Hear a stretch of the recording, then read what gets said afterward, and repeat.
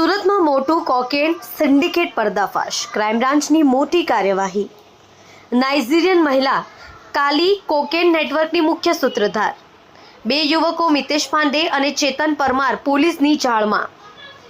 8.490 ગ્રામ cocaine, 3 mobile, scooter સહિત 11.50 લાખનો મુદ્દામાલ જપ્ત। કાલીએ મુંબઈથી કોકેન સપ્લાય કરીને સુરતમાં સપ્લાય કરાવ્યો। રાજેશ પ્રસાદ મારફતે મિતેશ અને ચેતન સુધી પહોંચાડ્યો માલ। હોસ્પિટલ નજીકથી 2 આરોપી રંગે હાથ ઝડપાયા। કાલી ડિલિવરી મેન રાજેશ અને ખરીદદાર યશ બુંદેલા વોન્ટેડ।